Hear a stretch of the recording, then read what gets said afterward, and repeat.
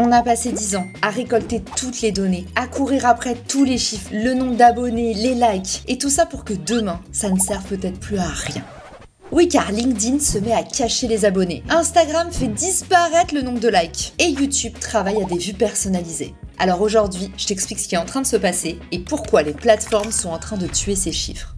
Tout d'abord, les réseaux sociaux ont compris une chose, les gens se comparent énormément. Et ça empêche tous les petits créateurs de se lancer parce qu'ils se disent que la place est déjà prise. Toi-même, tu t'es déjà peut-être dit que c'était trop tard parce qu'il y avait plein de podcasts, plein de chaînes YouTube et plein de comptes Instagram qui traitaient de tes sujets. Les plateformes, les premières, se sont rendues compte qu'il y avait des situations de monopole. Des personnes qui avaient pris toute la place parce qu'elles étaient arrivées avant et au final, ces personnes, dès qu'elles appuyaient sur le bouton, elles avaient un succès fou, les likes pleuvaient, alors qu'au final, les gens trouvaient ça de moins en moins bien. Et c'est d'ailleurs la deuxième raison pour laquelle les plateformes veulent que le like disparaisse. C'est que souvent ces likes sont faux. Entre les likes de ta mère, que t'as quémandé sur WhatsApp, les likes de ceux qui regardent un contenu par complaisance mais qui l'ont même pas consommé, et ceux des robots que tu peux acheter comme tu veux sur internet, les plateformes ont compris qu'aujourd'hui, les posts les plus likés ne sont pas forcément les plus intéressants. Par contre, la donnée sur laquelle personne ne peut tricher, c'est le temps d'attention d'un utilisateur. Si un utilisateur prend le temps de cliquer sur toutes tes photos, de les regarder en détail, d'aller cliquer sur ton lien, tous ces indicateurs sont pris en compte par l'algorithme. Et pourtant, tu ne les verras pas forcément à l'œil nu.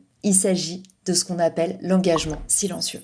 En fait, c'est exactement comme ce que je te dis dans mon livre. Les réseaux sociaux imitent la vraie vie et pas l'inverse. Ici, les plateformes sont en train de se rapprocher des signaux originels de qualité. Quand une conversation est intéressante, on n'interagit pas forcément, mais on va prêter oreille. On va regarder ce qui s'y passe et on va passer du temps à tout bien décrypter. Aujourd'hui, les plateformes ont remarqué que c'est ça qui vous fait rester, la profondeur et pas la popularité. Et c'est ce qui permet aussi à plein de petits créateurs d'émerger. Et plus il y a de créateurs, plus il y a de contenu exclusif, plus il y a de monde sur les réseaux sociaux, et meilleure sera la qualité d'attention. Maintenant, l'algorithme va valoriser les gens qui lisent, qui enregistrent et qui partagent tes contenus. Il va aussi regarder combien de temps les personnes passent chez toi, combien de fois elles reviennent et qu'est-ce qu'elles font en partant. Est-ce qu'elles cliquent sur ton profil? Est-ce qu'elles t'envoient un message privé? Et d'ailleurs, vous êtes nombreux à l'avoir remarqué, tes revenus ne sont pas corrélés à ton nombre de vues ni à tes signaux d'engagement. C'est pas parce qu'un post est ultra liké et ultra commenté que tu vas faire un max de ventes. C'est même souvent l'inverse. Si tu peux penser, comme tout bon marketeur aguerri,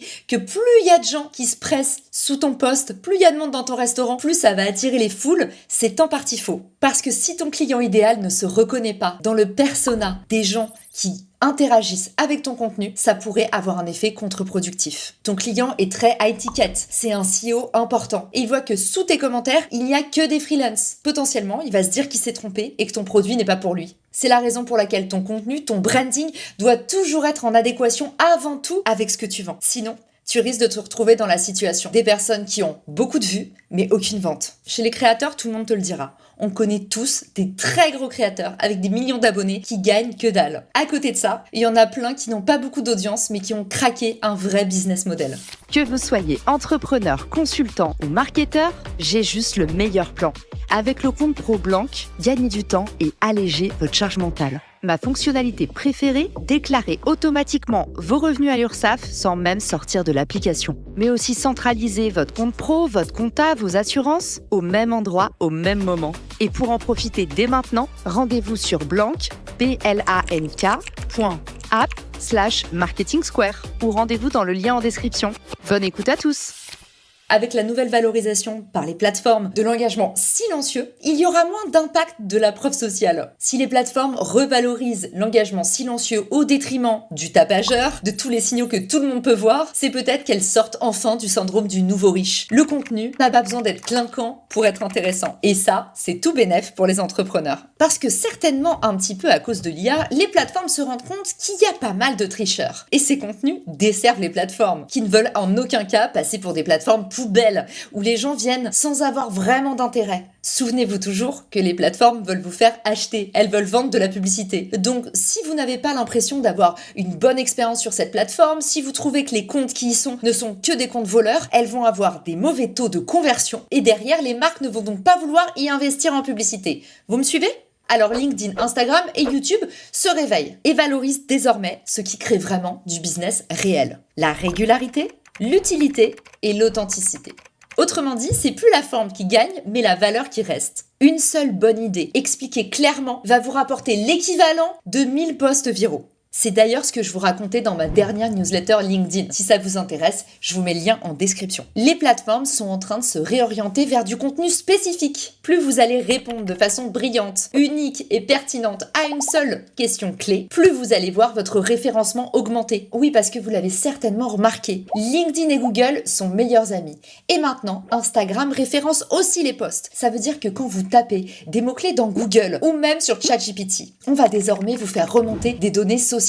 Donc non seulement, grâce à l'engagement silencieux, vos posts vont durer plus longtemps, pouvoir redémarrer. Vous êtes beaucoup à le dire sur LinkedIn. On voit des posts qui repartent quelques semaines après. Mais en plus maintenant, grâce au référencement, votre post va être indexé et va donc pouvoir continuer à se redistribuer même pendant plusieurs années. Vous le savez, pour l'instant, la seule plateforme qui faisait ça brillamment, c'était YouTube. Désormais, tous les réseaux sociaux sont en train de s'aligner pour proposer du contenu qualifié et durable. Oui, parce que derrière tout ça, il y a une prise de conscience. Bon, pas des machines évidemment, mais des gens qui y sont dedans. Les réseaux sociaux ont rendu les gens anxieux, dépressifs, obsédés. Et la seule manière aujourd'hui de les ramener à la créativité, c'est de remettre du sens dans tout ça, mais aussi de la longévité. On a besoin de se libérer de ces injonctions à poster pour pouvoir faire du vrai contenu de qualité. En cachant les métriques visibles, les plateformes vous offrent une nouvelle opportunité. 1. Ne pas complexer en se comparant en permanence aux autres. 2. Vous rapprocher des résultats qui comptent vraiment et ont un impact vérifié sur votre business. 3. Vous faire revaloriser des interactions privées, des interactions qui comptent,